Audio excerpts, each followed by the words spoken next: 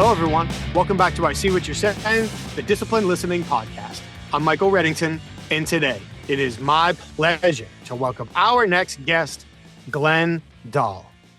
Glen is the founder of Apex North Business Coaching, where he and his team leverage all of the lessons he learned throughout his fascinating career in order to guide leaders through the challenges that they face running their organizations so they can make the most of all of their opportunities.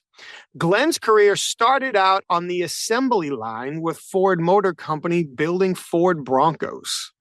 From there, he moved on to several sales and sales leadership roles before culminating as the CEO of Insignia Systems, where he led a significant turnaround effort, including an increase in shareholder value of 74% per share. Glen has many fantastic takeaways from his business career, his research, and the partnerships he's developed along the way that he shares with his clients and his network. And I'm so happy to share them with you all today. Thank you all so much for being here for another episode. This conversation is going to jump into many great ideas and topics, including what is the CEO doom loop? And how does Glen work to help business leaders work through it to the other side? Why is it that people at all levels of the organizations tend to fall back on their competencies during stressful times? Glen's also going to talk about the power of communicating more, why sharing more information and being more transparent actually solves more problems and rarely manifests the fears that stop most people from typically going this route. And he's also going to talk about the power of saying no, among many, many, many other interesting stories and topics that we're going to dive into that I'm so excited to share with you all today. Once again, thank you for being here for another episode. Please, before you go, like it, share it, subscribe to the show. And of course, we've got to quickly thank our sponsors. As always, HumanTell. If you haven't already, head over to humantell.com and enter the code INQUASIVE25 for 25% off their best in-class online training to learn what people are likely thinking and feeling when you see shifts in their facial expressions and nonverbal communication. For the professional interviewers, you can head over to certifiedinterviewer.com to get all your questions answered about both the International Association of Interviewers and the Certified Forensic Interviewer designation. And while you're online, you can head over to inquasive.com to learn more about the programs our clients ask us to customize for their senior leaders, sales teams, and HR teams in order to teach them how to obtain the everyday confessions lurking in all of their high-value conversations. We really appreciate you being here week after week. Thank you so much. So now, without further ado, I introduce to you Glen Dall. Glen, it is so great to see you. Thank you very much for taking the time to join us today. How are you? I'm doing really well, Michael. Thank you. It's great to see you again. This a couple times we got to chat now, and I enjoy every one. I do as well. I really appreciate everything that you've shared, all of our conversations, and now we get to share it with everybody else. I've been asking to die you asking to die you. Let me try to say this. I was asking/dying to ask you a bunch of questions. Watch me learn how to try to speak English in the middle of a recorded conversation. All right. Been down to ask you a whole bunch of questions since our conversation started. But the first question I'd like to ask you is about something that I know you focus on and do a lot of work with your leadership clients. And that is helping people get out of the doom loop. Oh, the CEO doom loop. Now, that doom loop could mean many things to many people. So let's kick this off here. From your perspective, what is the CEO doom loop? And then how do you work with people in order for them to get themselves through it to the other side? Perfect. Yeah, great question. And I know the CEO doom loop very well, not only because did we interview 72 different CEOs and do an analysis on all those, we interviewed them. We did the analysis on those interviews, and that's where we really saw the doom loop emerge, the concept of it. But once I started exploring that and comparing it to real-world examples that I work with my clients, I really had these flashback moments of myself as a CEO, and it resonated perfectly. And I'll tell you a quick story regarding the CEO playbook. So I've got a hard copy here. I've got PDFs people can download. And I gave one to a CEO. This guy runs like $200 million company. A pretty big company, right? He started off entrepreneurial. He's grown it. I mean, great company, great model. And I gave him a copy. And this was months ago. I know this guy. I met him a couple times. Was introduced to him. And he called me in January. And in January, say, picked up, how you doing? He's Glenn, I got two questions for you. He goes, number one is, how did you know me so well to write a book about me? I just now read the CEO playbook. He goes, dude, thank you for writing a book about me. And thank you for not telling anyone it was about me. And he just went on. He said, Glenn, everything in that book, every single page is an issue I've either gone through or I'm going through now as a CEO. And so we had that conversation. And going back to the doom loop and myself and the research, I was a CEO and I was oftentimes in that doom loop. And what it really is, it's when, as a CEO, the CEO, their job is they're the head of the company. However, many times the CEO gets there through a certain path and has competencies. A lot of times they could be an entrepreneur that started off, like a construction company that the guy started as a carpenter with just him and his pickup truck, right? And he's built this business. He's been successful, hires people, grows and gets successful. And then what happens is there's some headwinds, economic issues, things don't go as well. And what do the people generally do when that happens? Well, as human beings, if you know much about our limbic brain, right, we have this fight or flight mechanism, in the base of our brain, and we regress into that, right, when we start getting a little fearful, a little panicked. And I see this right now with many CEOs and owners as it relates to recession, tariff, is they start getting a little entrenched, a little fearful. They regress from being a leader and working on the business and leading the business, and they regress to going back to working in the business. So in my instance, when that happened to me, I would revert back to being to my sales background. All right, well, I'm gonna dig in and I'm gonna fix these things. I'm gonna help these people. And I would start interfering with my sales leadership. And this is the equivalent of knocking someone aside and saying, here, let me do it because you don't know what you're doing, right? And so this is making sense. So you get to this level and then things start getting tough and when you panic and you regress back into the business and then you start interfering with your leadership. Instead of leading them and helping them, holding them accountable to achieving the goals and pointing the way, we're going to get there. I know we are, in having the confidence to lead. CEOs can regress back and get into these counterproductive measures. And the more they do that, the more, frankly, they piss off. If they've been able to hire smart people as leaders, they're going to start pissing them off. And then those people, what are they going to do? They're not going to stick around, right? And then as this kind of doom loop keeps going, then the CEO is really unable to really attract good leaders to work on their team because no one wants to work for someone who is not a great leader. That's the doom loop. And it's very relatable. And a couple of thoughts there. One, in how your client called you and said, how did you write a book about me? That very clearly, for those who aren't listening, that wasn't about him. That was the general book. It just related so well to him. And I'm sure you see this from your CEO experience, from all the work that you do, that there is, and it's true for humans in general, but especially as you start looking at roles within businesses, that there is a nearly universal set of experiences that people go through.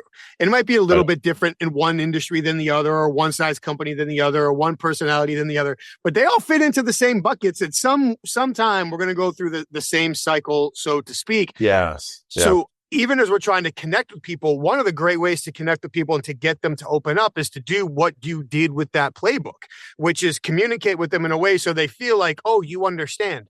Not by telling me that you understand, but by illustrating in a way that demonstrates that you know what I'm going through without sitting in front of me like my judgmental father and telling me that you know everything that I'm going through. So that was a great call out there.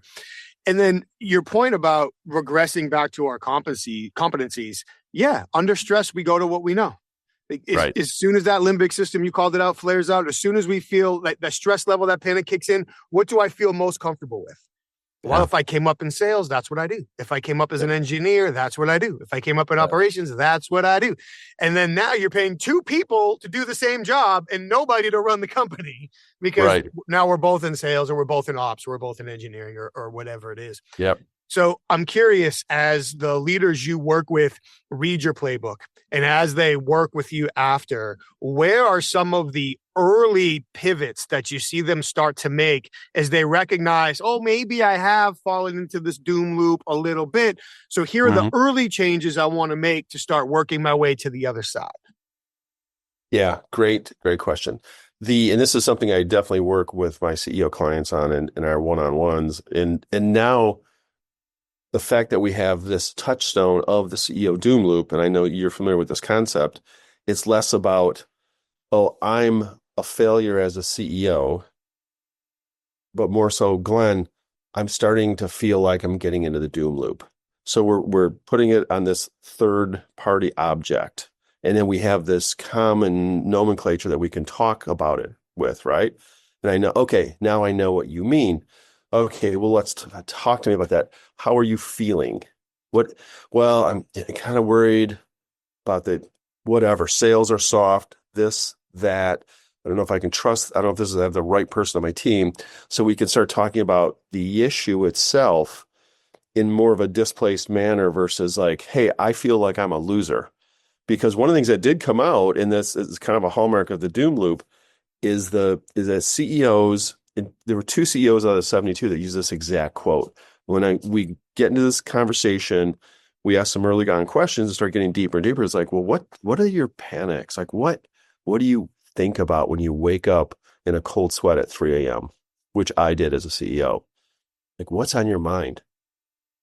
And it's really those things where I've heard it, again, two quotes where CEOs have said, I'm afraid that it's all going to go to shit and I'm going to be a failure.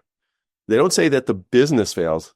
It's very personal that I'm going to be a failure. And that's that ego, right? That's the I'm a failure because my business failed. So then it's understanding that when the CEO says to me, I feel I'm getting into the doom loop, it's be able to separate those issues from them as a person and then start working on the issues. That is enormous. By being able to say, I feel like I'm slipping into the doom loop, you're right. Now we're able to label what it is. And now we have a common adversary. So, so not everything you said is right. But to even double or triple down on that, now we have something we can work on together. Cool. This is what it is. Let's attack it. Let's come up with a plan. Now we have something in common we can work at shoulder to shoulder to go after. Beautiful. The second one you illustrated, which I don't know if people realize how important this is separating the person from the issue to help them protect their self-image. Yes. Because when we are overcome by fear, that fear rewires our brain. So if I'm locked into, I don't want to be a failure. I don't want to be a failure. I don't want to be a failure. I'm literally not capable of opening my eyes to outside ideas, recommendations, solutions, because I'm so myopically focused on not being a failure. So now by being able to take that away, so now I'm not tying myself to it. And we could probably talk for an hour plus about how leaders at any level of the organization tie their self-image to their business when from many healthy perspectives, they should remain two completely separate things. Correct. But now we're able to help them protect their self-image so they can problem solve better. They can accept outside ideas, solutions better. They're now not going to feel that weight of failure. So they're maybe more willing to be a little bit more vulnerable, take risk on top. Because I'm assuming there's no way out of the doom loop without taking extra risk somewhere. We're going to have to figure out where it is and what makes sense. So now they're open to that. So by giving them something to label that we can attack together, by helping them save face and protect their self-image, taking it off their shoulder, and then giving them a light at the end of the tunnel, that alone makes using the doom loop concept so powerful. And that's something that we can honestly employ in conversations with our team, with our family, with anybody. It doesn't have to be at the CEO level to give them something that they can label, that they can disassociate them from a little bit, and then accept that teamwork approach to help solve. That's fantastic. Yeah, that's a really good, but that disassociate. And it's when I first heard you speak and when we first met last fall, Michael, I still remember how greatly that resonated with me was with shame. Like people, we fear shame. And that really hit me because I hadn't heard anybody state it that frankly before, but I identified with that as well, and identify with myself as a CEO and that sense of tying my identity to it. And I remember like thinking about, well, I have to drive this certain kind of car, and my wife and I need to live in this certain kind of residence because I need to maintain this image of a CEO. I need to dress a certain way. I actually had the chairman of our board say, Glenn, you need to learn how to talk like a CEO, how to act like a CEO, and think like a CEO. And what he meant was that exterior kind of illusion of, well, I'm a CEO, and I always do this deep voice CEO, like, oh God. And there's so much that's really BS and tied up in our ego. And I think to your point, then it gets in our way as we're tying our own personal self-worth and self-esteem to that role or our company.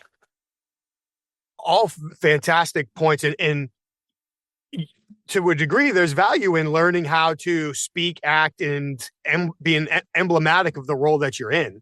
But to your point, is it the false idols? Is it just a show? Is it a cover for the real skill? Now it's a problem. And then is it feeding into your ego and all those things? So there's certainly a double-sided sword there.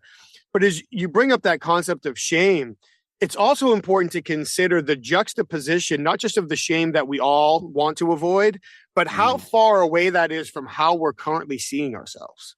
So for most people who become CEO or leader or head, or you're at the top, like that's it, right? I made it. I'm in charge. I'm the CEO. I'm the man. I'm the woman. I'm in charge. I'm the one. So now, and I don't say this with sarcasm or to talk people down, but I'm at the top, right? I belong. I made it. I'm here. Now, shame is so far away from that the fall from I'm at the top, I made it, all the way down to I'm ashamed of decisions I made or didn't make or outcomes or whatever.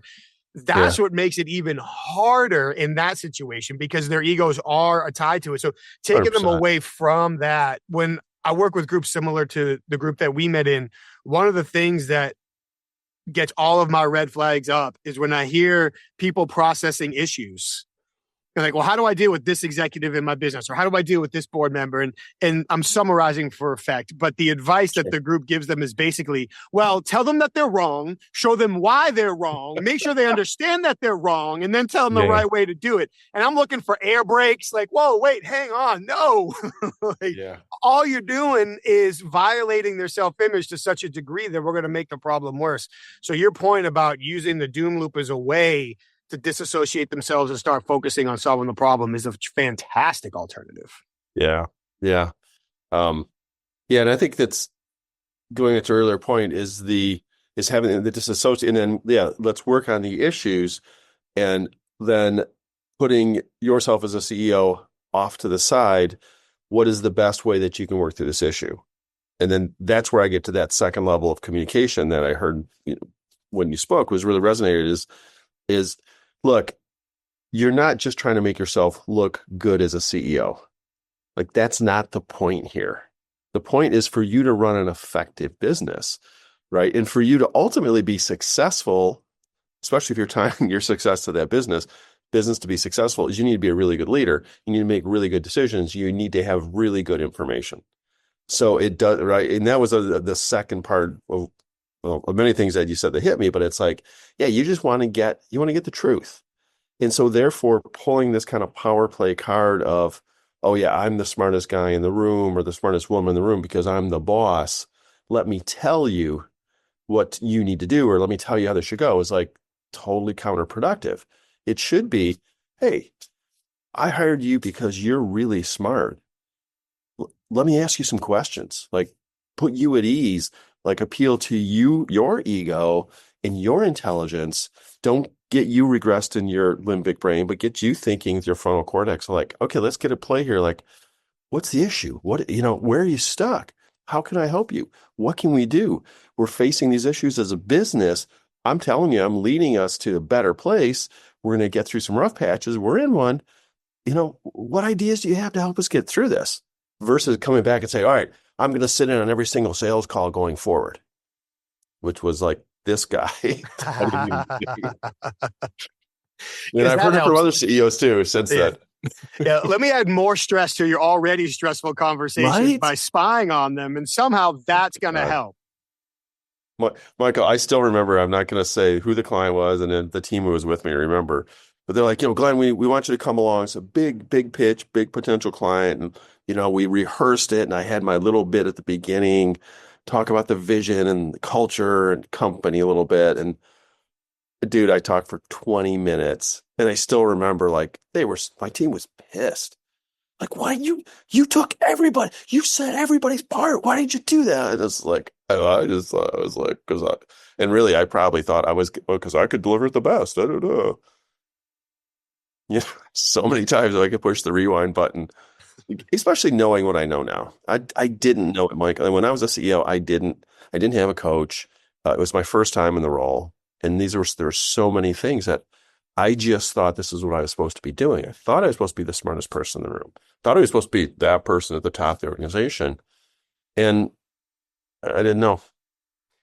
And what's several beautiful things that you just said is one, well, I get layers of it. Thank you for sharing I took 20 minutes when I was supposed to have two, because that's something many leaders are guilty of. But so even acknowledging it, but acknowledging it with humor, right? Yeah, I jacked that up. But even that point of I didn't know better now, and I know years have gone past, but you use that as the example because you just shared it. But now you have a learning anchor. Like by being willing to listen to your team when they say, why did you do that? You jack that up. One, you're multiple steps ahead of a lot of leaders at that point, because there are many that wouldn't have a climate where people felt it was okay to say that.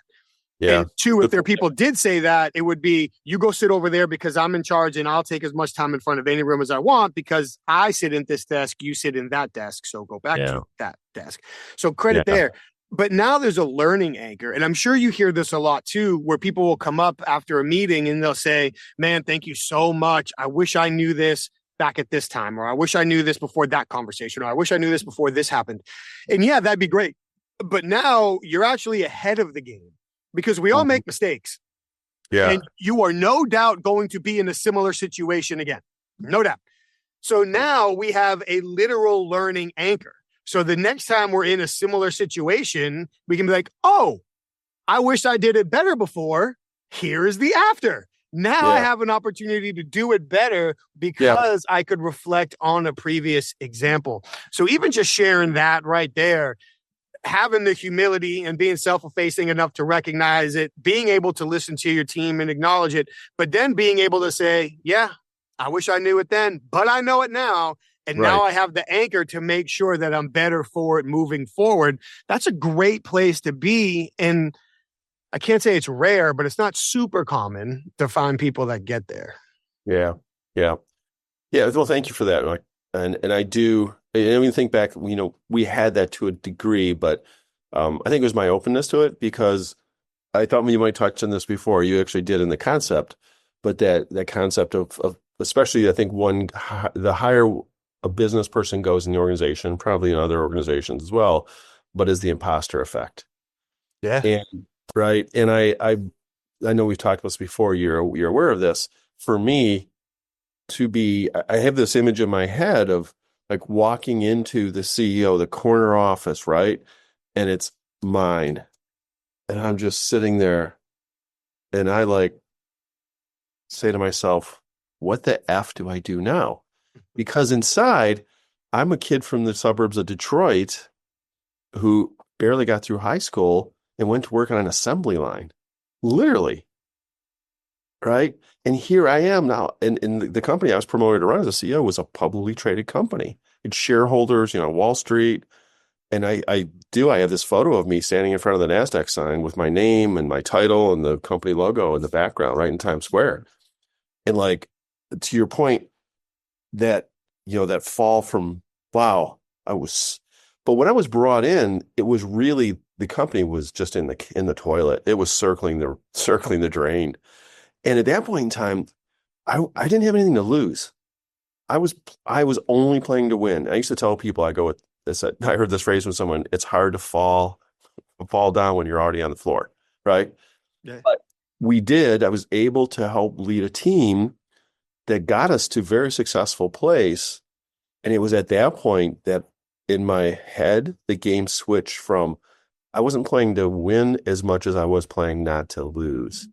And that's a different game. It is. And there's a couple of things I want to go back there and touch on with you. We've had him on the show, and I recommend him all the time. If people haven't listened to George Cole Reiser, I say Cole Reiser, it's Cole Reiser. So sorry for messing up your name again, George. And read his book Care to Dare, which I can't recommend strongly enough. He talks about the difference between playing to win and playing not to lose. And when you see the way he writes it out and the way he compares it, and with your experience, you probably do this intuitively anyway, but then you can, within a few conversations or watching somebody in front of a room, you can start to see pretty quickly, like, are they playing to win or are they playing not to lose? And there's two different decision tracks. There's two different self-talk tracks. It leads to different results. Often when you're playing not to lose, you end up running into the thing that you were afraid of the whole time. So you end up, if not losing, trending in that direction as opposed to playing to win. Yeah, I would love to talk to you to learn more about that turnaround effort that you led, getting in at the ground level where you're already on the ground, you couldn't fall down. How do you build it back up? But before we do, you mentioned working on an assembly line. Yeah. And maybe I'm a hopeless romantic, but I feel like for better or worse, and what people may or may not want to think about it or talk about it, in many ways, the assembly line, especially the automobile assembly line, plays a critical role in American history. What experiences did you take from working on the assembly line that still serve you today? Yeah. Well, it's one of those things, Michael, that it's the lessons I learned were the things that I didn't want to do. So I worked at the Michigan truck plant. We made Ford Broncos.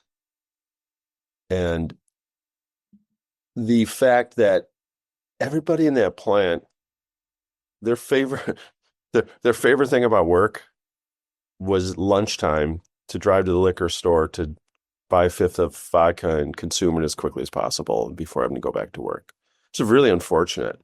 And I think that of working on assembly line, there's a bit of dehumanization in that. Okay. And there's I think a lack of purpose, a lack of respect for people's individuals' abilities and intelligence, frankly. Yeah. I mean, in the heyday, I mean, those were really good paying jobs and very good benefits, and the people who worked there and such, they could get overtime hours. It was a good paycheck, but the soul sucking, as I saw it, to that, and the mentality of working within a union is something that doesn't personally appeal to me. I admire the protection they've given workers and the role they play in our history of the workforce. The aspect to me of the fact that based on how long I've been here, it doesn't matter how well I'm doing my job or how much more I want to learn or thrive and grow in my job. I could get called a rate buster and told to slow down and just go, this thing and it doesn't matter because I'm not going to get paid anymore anyway or get advancement because everybody makes the same amount of money unless they survive longer. Sure. And for me then to come back as a CEO and now really work with a lot of entrepreneurial business owners and CEOs, the fact that what I really admire and like working with companies is companies that have a sense of purpose. They have a vision. They have culture. I think really great companies and the companies I like working with, the CEOs, are CEOs and owners who want to build a better company, that invest, that have a culture and invest in a culture. They have a vision. They have a purpose to do what they want to do. And they really believe that whatever industry they're in, they can do something better or unique to better serve their clients, make better lives for their employees, more productive, more happy, and for those people's families. And by doing that, they'll better serve themselves and their investors. That's a really good, I know you used the word before, but I'm going to go back to it. Juxtaposition between the just do your job mentality and the soul sucking part, like you said, versus the maybe meritocracy isn't the right word, but I have passion, I have purpose. And if I work really hard and do the best I can and add value, I'll be rewarded for it. And I don't just have to survive 15 years to get the next increase. So that's right. It's a very good point. And your comment about not recognizing people's individual intelligence, I think was very important. It's not the perfect analogy, but not too long ago, I was working with a manufacturing company that doesn't have like the assembly line in the truest sense, but they have workers on the factory floor that basically just do one thing all day long. Like this is the piece of the thing that they manufacture. And when I first started working with them, there was a real disconnect between the managers and the people on the floor. And the people on the floor felt like they weren't recognized. And when I first started working with the management team, I don't want to say that they were disrespectful, but they almost like joked it off a little bit. And so I asked them, I said, let me ask you this. And I picked one piece of it. I said, who knows the most about how this machine works? The guy that runs it. Oh, you mean the guy that 8 to 10 hours a day just runs that one machine and does nothing else? And when it breaks or needs to be troubleshot, or if there's a problem with the material that has to be fixed on the fly, or if something else that was done earlier wasn't quite right, it needs to be fixed now. Who's the expert at doing that? Oh, the guy that runs that machine 8 to 10 hours a day. Yeah. So let's start treating everybody out there as an expert and watch how the culture changes. And within, I don't want to exaggerate, so let's call it 6 months. I'm getting phone calls that, now that we're treating them like with respect and like experts, and we're asking their questions and getting their input, they do that one thing more than everybody else. Let's give them credit for that. So let's flash forward to your turnaround. Publicly traded company, you're brought in, you're the CEO. Good news is you're already on the floor, so you can't fall down. Bad news is you got to build it back up. So kind of start with the same question, lessons you learned from the assembly line. I'm sure there are thousands of lessons that you learned from turning this organization around, good, bad, and indifferent. What are the lessons that stick with you the most from that process? Where do I begin, Mike? Anywhere you want. Thanks. I think it's one is having a plan and a strategic direction. Now, strategy is a big word. But at that point in time, really the strategy was we need to save the company. The company, we were hemorrhaging money, cash, in business losses every quarter. And one of the things you need to do is get focused. And so what I really did, and again, this is, you got to remember, and I was not trained to become a CEO. I had worked at a really good company before where I'd learned a lot about planning, but I really remember this really well. In my early days, that my CFO came in to my office and said, Glenn, I've got a call with an investor this afternoon, and he wants, and I still remember pulling out a plain sheet of paper. I'm like, what is my plan? I didn't have one, really. I had something intuitively of what we needed to do. And if I remember these 3 points, they're probably not exactly what it was, but it was pretty much as like, okay, first, number one, we're going to focus on our customers. Number 2, we're going to focus on supporting the sales team because those are the people that are out front with our customers. And number 3, we're then going to look internally to say anything that's not focused on 1 or 2, we're not going to do it. And, and that took, there's a whole lot of stuff that just immediately cut that away because under caring about our customers is okay. That was driving sales because that's what really had fallen down. There's a lot of things we had to do in terms of internal cost cutting as well, but that goes back to number 3. If we had roles or people that weren't really critical in supporting our customers, right? Customer service or the manufacturing of our product or ensuring our product was done well, or the salespeople, making sure the salespeople were spending as much time as they could out talking to potential customers. We said, we're going to do it. And that cut away a whole lot of clutter and got us very focused. I think this secondly was really finding that the previous CEO had been in that seat for, wow. What I really needed to do is establish myself as a leader, but also establish a new culture. And culture lives inside of people. And so what I really needed to do is begin going through and building my own team. And I had the opportunity to build my own team from some of the people who were already there, people who said, great, we really believe in this new person, what they want to do, because they probably were kind of tired of seeing what had happened before where the company had slowly degraded and it was for a different competitive reason, but also bringing in some of my own people. right? People that I trusted and knew from my previous career, but also bringing in new people. And through that amalgamation of if finding out, hey, here's the people who really believe in this vision and that I can lead and want to be part of this new team of taking this company from where it was into something new. And the name of the company it was Insignia. And it's not the company that makes Best Buy's televisions either. We're much, much smaller.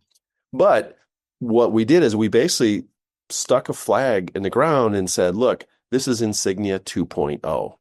And it may sound trite or cheesy, but it was something that we really had again, if we talk about that common objectivity to say when I could ask someone, why are we doing things this way? Oh, because we've always done it that way. I could say, well, no, this is Insignia 2.0. So anything that we're doing just because we always do it, we're either going to cut it or we're going to re-examine it, right? So we weren't playing to lose anymore because I didn't care about losing that stuff. And it also, as a new CEO, I didn't have a personal identity tied to that. The previous, he might have had that, right? Because he built a lot of that. And I didn't. That wasn't my legacy. I'd come in from outside the company. So I'm like, well, that's probably a good reason why we need to not do it.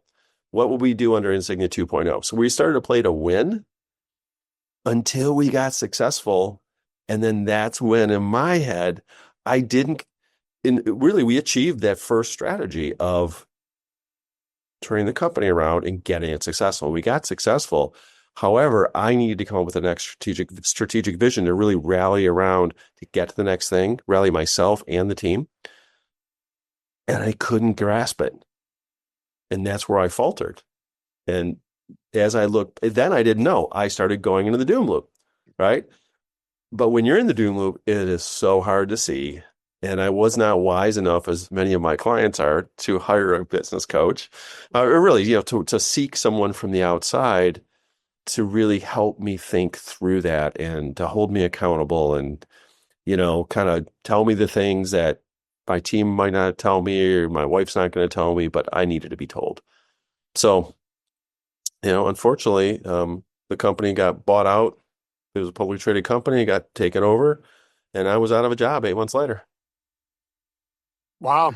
Well, but that does mean, I guess, on the good side, that within 8 months, you did get it turned around and you did get it winning again. The turnaround, that was years before that. Yeah. But it was really the point that we got successful that we became a target for a takeover. Okay. Oh, that's a very good point. And we were a publicly traded company. So, fair enough. That's the way things work in business. Unfortunately, when the beast starts to eat. But much like with your doom loop, that's a great point with the 2.0. So with your Insignia 2.0, you're accomplishing a whole bunch of things, but two things right off the top. Number one, this is our new direction forward. We're playing to win. That flag in the sand, it could sound trite, but it's very important. So what's done is done. Past is the past. We're moving forward. But it also gives you your response to the inevitable challenges. So serving two things at once. Number one, here's where we're going. But number two, when somebody pushes back, it's the answer I need before I need it in order to keep us moving in the right direction. And with that, you also talked about focusing on your two things, customers and sales. And if it wasn't focused on that, we're not going to do it. Yeah. And you mentioned what we weren't going to do a couple of times. And I feel like from the outside looking into a lot of organizations, that focusing on what we're not going to do is equally, if not sometimes more important than focusing on what we are going to do. And that gets missed, especially when we're scrambling for new sales, we're scrambling for new opportunities. It's almost like we'll take whatever comes our way. Right. And I'm not going to argue that there's never a time and place where that's not the right thing. But if we're really looking for a strategic, prolonged turnaround, then focusing on what not to do is at least as equally important. Yes. Is focusing on what to do. I imagine as you were working through your Insignia 2.0 that there was some pushback. People didn't necessarily like the idea, didn't like the new direction, be it for comfort because we always did it, or maybe like an outright disagreement, didn't want to get on board with new directions. You talked about building a culture that lives inside of people as well. I'm curious, what were some of the techniques that you use to help move people from that state of resistance? I know we're failing, but I don't want to change, to get them to buy into that Insignia 2.0. Yeah, really good question. Thanks for that. I think one of the things was communicating more. I Mm. had observed the previous CEO who every quarter would do an earnings call with investors and then really take the same information and call, we have an employee town hall and really share kind of the same information. And when I was observing that in action, to me, it didn't seem to be resonating. This is like, okay, employees of a company, and we had our own manufacturing operation within there. They're not the same audience as savvy investors of a publicly traded company, right? And so one of the things I started doing is in that town hall meeting, I think I actually sped it up and started meeting every month and really started sharing a lot more. And that even evolved from doing those larger town halls then to doing smaller lunches. Like we had a lunchroom and Mike, I would go and I'd just like sit in a chair and sit way back from me like, all right, what questions do you have for me? What do you want to ask? And just really had these conversations. And the more I did that, the better the communication spread, the better the message got, the more that people believed in where we were going and what we were doing. And then also another thing that it really had to change out some of the people on the team. And it's always tough. No one likes to talk about firing people or getting fired, but there were frankly people in the company who were actively resistant to the change and did not go along, and their performance suffered. And so really we had to cut ties with some people. And while it's unfortunate, especially for them, what I gained was was respect from a lot of the other employees that said, okay, he's saying this, but he's taking action. And so I was really trying to live what I was saying as it relates to the change and to do things differently. And that's by taking action. I mean, people say walking the talk or however they say it, Right. but really what you're doing is you're giving people evidence.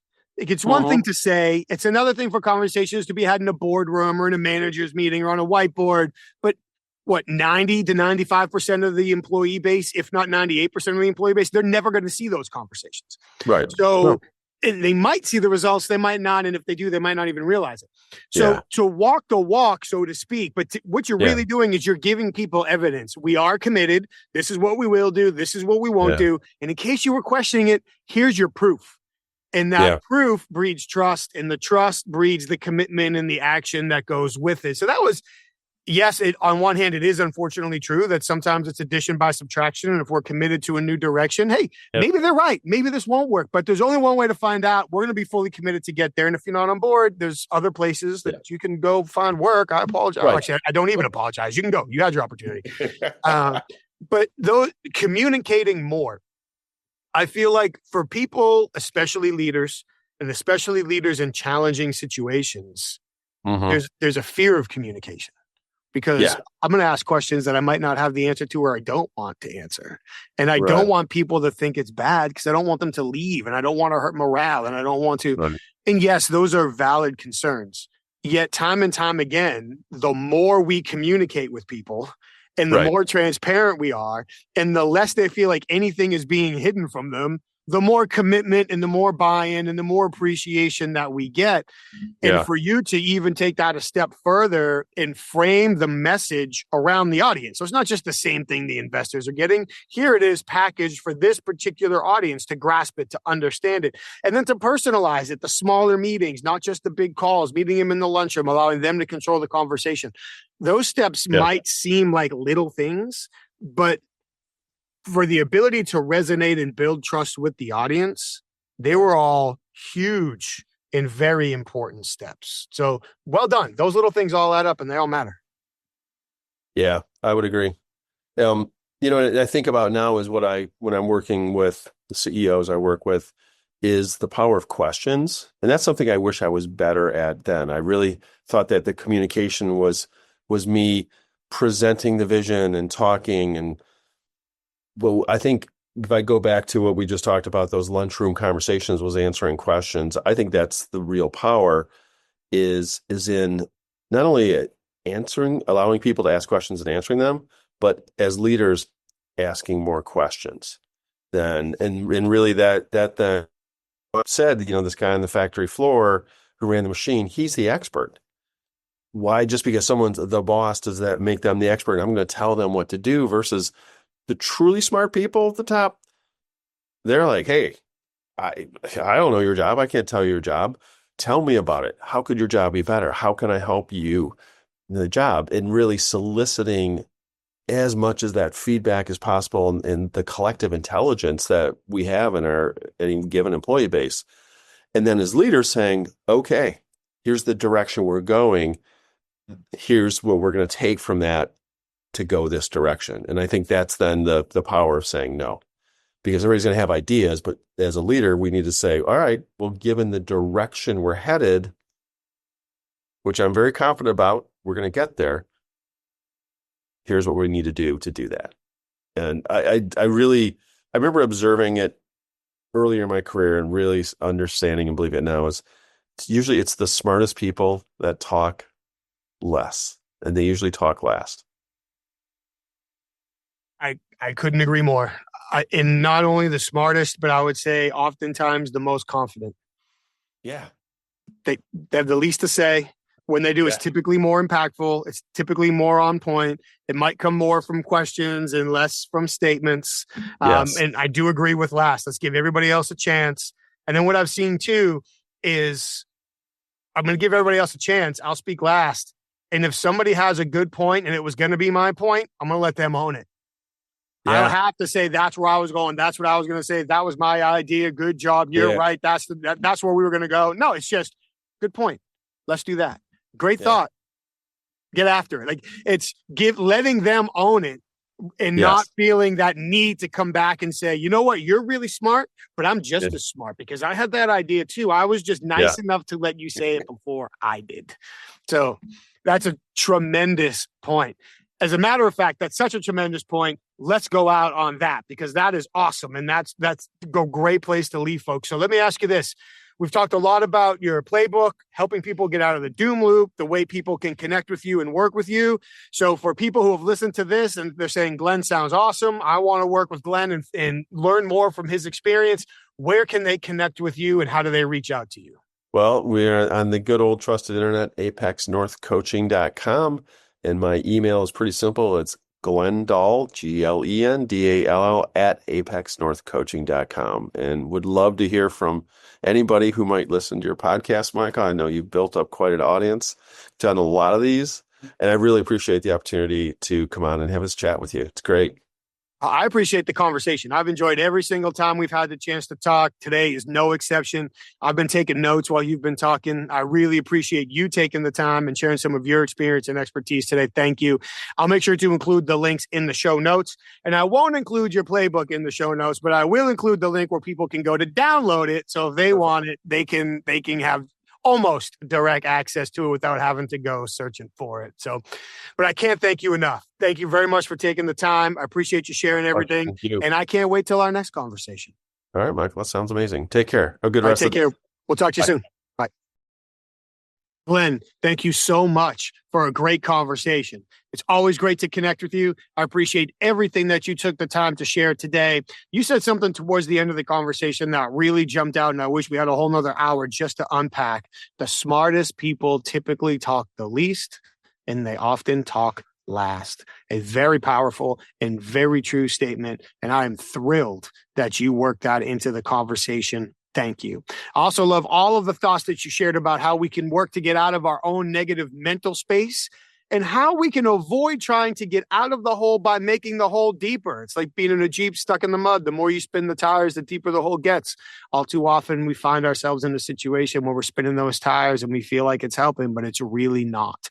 And thank you for walking us through how we can recognize that and how we can work with ourselves and our business partners in order to get through it. I truly appreciate everything you shared today, Glen. Thank you. And thank you all for taking the time to join us for another great conversation. We appreciate you being here week after week, supporting supporting the show. Hopefully you're taking notes along the way and taking the lessons that you learned back to your organization, your family, your customers, and beyond. Thank you for being here.